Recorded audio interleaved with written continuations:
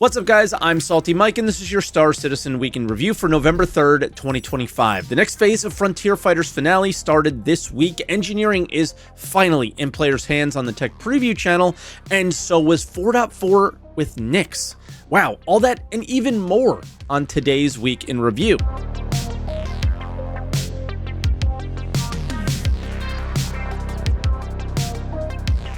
And as always, if this is your first week in review, this is where I take all of the official Star Citizen news each week, put it into one video, and share some of my opinions about it. I also live stream on Twitch, twitch.tv/SaltEMike. So stop by and say hi if you haven't yet. I always enjoy seeing you guys over there from here. We have so much to get into, but before we do, let me share with you today's sponsor.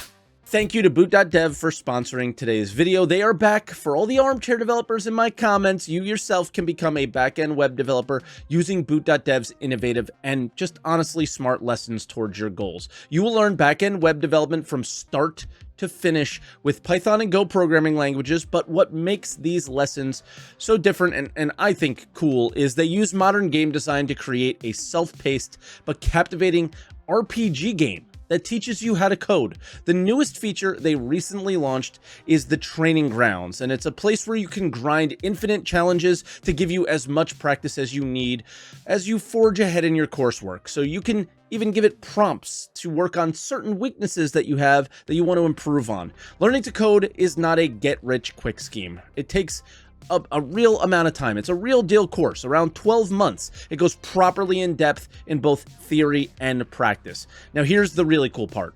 All of Boot.dev's content is free to read and watch in guest mode. The paid membership unlocks the interactive features like the hands-on coding AI assistance, progress tracking, and the game mechanics. But with that, Boot.dev never wants their students to feel like they aren't getting value, so they offer a 30-day no questions asked refund policy, as well as a free demo, again, of every course and its interactive features. So head over to Boot.dev and use my code SaltEMike to get 25% off your entire first year if you choose the annual plan. Once again, that's code SaltEMike for 25% off your first payment at Boot.dev. All right, and with the bills paid, we have so much to cover, so let's jump into the patch notes updates.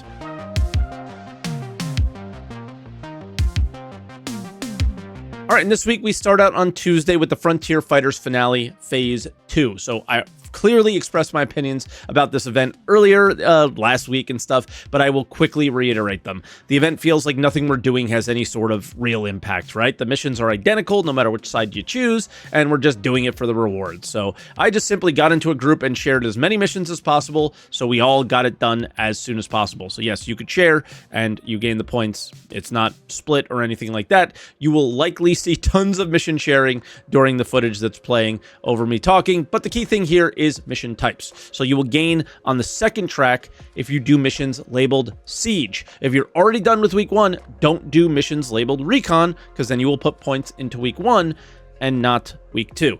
This week consisted of 2 mission types, one where you destroyed medgel canisters in the old bunkers to prevent Frontier fighters from respawning, but of course they kept respawning and you had to do these missions like 10-15 times.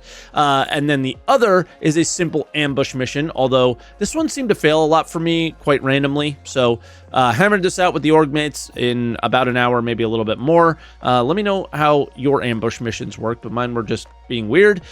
Tuesday we also had the engineering tech preview. So just a note, this was in Evocati, so I won't show anything, and I will link the very weird notes from Reddit, since these notes were in Evo forums and not shared publicly, so I don't feel comfortable sharing those, even though they're identical. Also, the timing of this test was horrible for me. This test felt like it was a lot less about our experience as well, and more about like just making sure the resource network worked. And honestly, it was working. Heat was traveling around to different components based on cooling parameters, and most ships, you couldn't put full power into the key 3, I would say: weapons, shields, and engines, what we had our power triangle for previously. Now, because you have to put power in coolers, where the meta before was just turn your coolers off. You don't need them. That's how it is in live right now.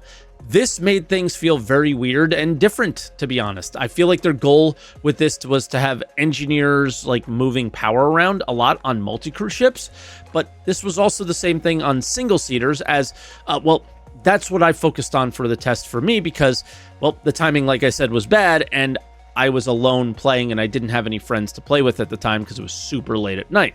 If things get too hot, it'll start fires. Even my turret seat caught fire in the MSR. That was cool, especially putting it out. The fire extinguisher gameplay felt exactly how I would have expected it, and it felt good.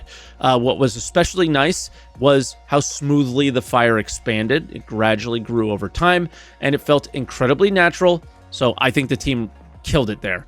The heat on the engineering panel was easy to kind of understand, and when you moved pips around, you will kind of see like little arrows that, hey, the heat is going up on this component and things like that.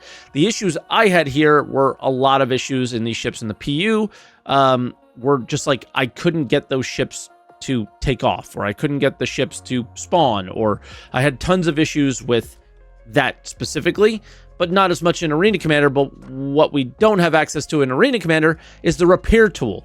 So if I lost a component, especially cooler, that was it. I was done. So I just feel like in this test, I didn't exactly get to experience engineering for myself the way I would have liked to.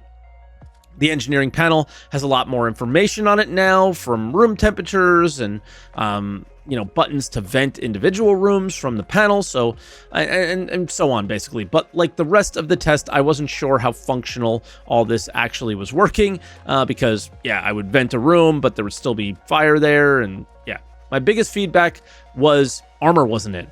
That was, I think, what a lot of people were laser focused on. I was hyper fixated on how armor will affect ship combat, PvE, PvP, all of it. And what I tended to notice was something I'm calling snowballing. Basically, there was no way to keep up with the pace of damage done by even a single NPC with repair tools, or basically things would go from nearly 100% health to just gone and unrecoverable so fast. And I don't know if this was due to lack of armor or what, but ships were dying much faster in the live build. And I thought the whole point of this was kind of to maybe increase TTK a little bit and have ships not explode as often.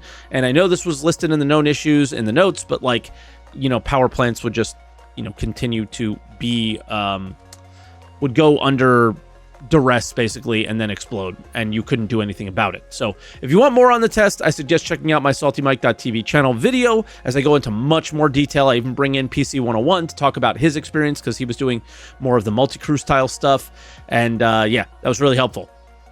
Then moving all the way to Friday, 4.4 Evocati. They rushed this one in last minute. It came out at nearly 11 p.m. Eastern time.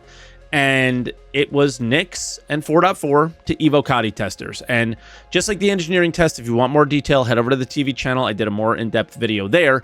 But they urged us to make the jump from Stanton to Pyro, and I made both personally, but there were some issues where you could not get a QT marker for the jump point, especially in Pyro, and I had to do some triangulation to get there. It was pretty fun. And I also had to get pretty creative and accept a mission to Levski, because there was no marker to get there either, because I didn't have anyone in my party at the time, because again, I mostly play with European players. It was 11 p.m. Eastern.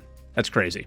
Nix itself is a really nice spacescape. Visually, it might be my favorite approach to any major landing zone in the game. Levski is stunning from the outside and nearly identical internally to what we had years ago when it was in Stanton. The most unique change, honestly, is the main elevator, believe it or not. It's no longer an elevator where you press a button. It's a train, essentially, that just continues rotating between the different floors. You hop on and get off on the floor that you want to. Recco Battaglia is in her same spot as before, as she talks to you like she used to, but no missions are available from her. The hangars are very much like a Hurston hangar or a space station hangar, but the extra touch of looking like it was bored out of an asteroid feels about right. I do wish there was a bit more unique to the other locations, because that's sort of what the asteroid hangar was for us back in the day. It was such a unique hangar. One day, hopefully, for that. On the content side, it's lacking a little bit. There was very few missions that were available, and they were carbon copies from what we had in Stanton, but you might kill a Vandal ship instead of a human one. That was basically it that I could see. There was said by other friends that were playing that there was a special mission with Vandal and puzzles and things like that. But that mission never came up for me. I'm assuming the number of locations that were available was low, so I just never caught it. I did do interstellar missions, though, and they worked. I would use the external freight elevator instead of auto-loading on like a Hull C or something, because Hull Cs are still problematic. But yeah, it worked. I took all the stuff from from Levski and went all the way to Area 18 in Stanton. It was 95 gigameters from the jump point in Stanton, which is where the Magnus Gateway is. It was pretty wild. So they're working, and yeah, they're just also freight elevators are completely open to be trolled by other players, just like the outposts. So I don't know what their solution is that they're going to come up with there, but yeah, that's all I really have on the test. It was visually amazing. It has lots of potential, but it's just needs more time. So we need to see this go through Evocati for a lot longer, but it feels like they're rushing. So expect a very limited Nyx. We'll just say that. Very limited Nyx, for sure. And let's move on to other updates.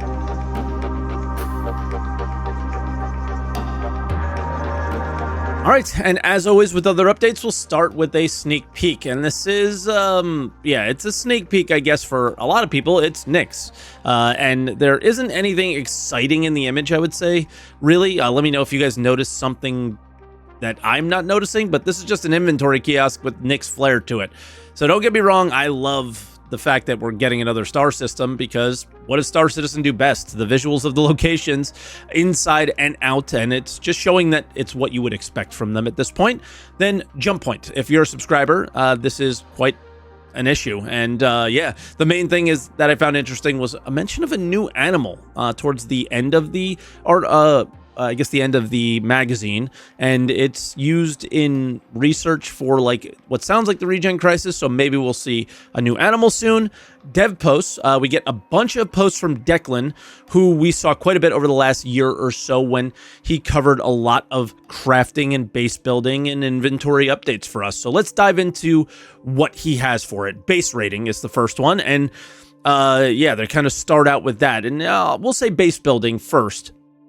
And this one is basically making the best of a bad situation. Star Citizen, really to succeed, in my opinion, needs as many players in one server or shard as possible. The solution for base rating here is simply implying that the number will probably be a lot lower than you might want for a long time, or maybe even permanently. The positive: in your region, so for me, North America, let's say, if I place my base on some river on Microtech, my base will be there for every server in North America. So there'll be a little bit of a resource, or I don't know, maybe like real estate drive when the game first comes out, which is, that's actually interesting. I come from Ultima Online.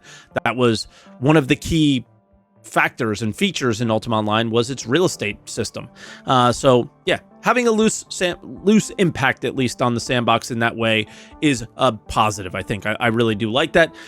If the base is public, anyone can then interact with that on any server. If it is not, and let's say you're in Pyro, you can't raid that base that you're looking at if you're not on the same shard as the owner. And you will get an option to have a loading screen and just go to the shard and attack it, and the same for the defenders who want to defend it. This goes against everything that Star Citizen was built on, in my opinion. It's a weird solution. No loading screens was, one of the things. This is clearly a loading screen, right? Unless you want to raid that base, yeah, then like you need a loading screen. It's just very odd. Interact with the world unless you're on the wrong shard. Immersion, but not over there, only over here. It's just not the dev's fault that's messaging this. It's just them classically overpromising something and not necessarily being able to deliver, at least not yet, and having to get creative to make it work. And that's what this is. This is a creative solution to a major problem with this game. Crafting is next. Good news, they addressed my biggest concern with crafting, that it was going to be a little bit too hands-on. At CitizenCon, they showed, only little 1 SU containers being added to that mobile crafter, but now it will interact with your inventory. So if you have 1,000 SU of material stored, you should be able to pump out crafting jobs on this thing, right? And in the future, they want this to work with like ship inventories and their cargo grids in some way. Next is cosmetics, and this is the sneaky one, I would say. Many of you know CIG doesn't sell just skins. They sell ships, armors, weapons, utility items with skins applied to them. So you are paying more because you are gaining an advantage by owning that item and not just having a skin. And yeah, you do not have to earn it in game. And that's why people are buying these things. Do not lie to yourself. People are buying ships because they want an advantage when Star Citizen comes out. Sure, some people don't. You might be the exception, but the overall vibe is you're buying this stuff to gain an advantage. They heard the feedback around skins. Now, and just like not being very flexible or really industry standard as other games, and just their solution was explained before on a Star Citizen Live, but this goes into a little bit more detail. They're going to separate the skin from the item so you can apply the skin to like more items freely, because crafting is a thing and you might have a higher level item of a certain helmet and you can apply that skin to it. And skins will no longer be physical, which is great because this reduces like the number of inventory items that need to be physical at the game, which is a problem that we currently have. And if you earned or purchased the skin on the store, that skin blueprint will be account bound. You will not lose it. The sneaky thing here that's being done is they're saying nothing about what people are actually concerned about, at least what I am concerned about, and that is what happens to the item you bought. I think because, number one, they don't know, and they want to test and see how it feels during the alpha stage, which is totally fine. But I think it's also that they're trying to keep the Experience Pledge store focused and want it to remain that way for as long as humanly possible without exposing any real plans that could potentially prevent a purchase from a backer. And I think that this might be quite deceptive, what's going on in this post.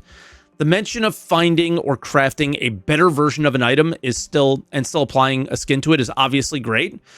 This also sort of implies that any purchase will be the lowest level possible item, which is also great. So there's lots of positive in this post. What I don't know, again, is what happens when I lose an upgraded item. If you paid for an item and you've upgraded it and it goes all the way back, are community members going to complain? What's going to happen here? So again, you bought it for an advantage, not just for the skin. That's what I'm most nervous about. What happens there? What's happening next with today's show is that's it. It's over. I appreciate you guys watching. This was one of the more difficult weeks for me ever to cover. So hit the like button with the late patches or a patch coming out when I have an obligation and then having to come home and cover it for you guys in that way. So the lack of sleep was real this time. And yeah, so hit subscribe if you're enjoying the videos. And yeah, comment down below if I missed anything in your tech preview experiences or your 4.4 Evo experiences. And I look forward to hopefully having this be more open and being able to show and tell you next week on how all of this stuff progressed. But they are definitely pushing towards the end of the year, it looks like. And yeah, I am going to see you guys next week. Thank you so much for watching, and I hope you enjoyed.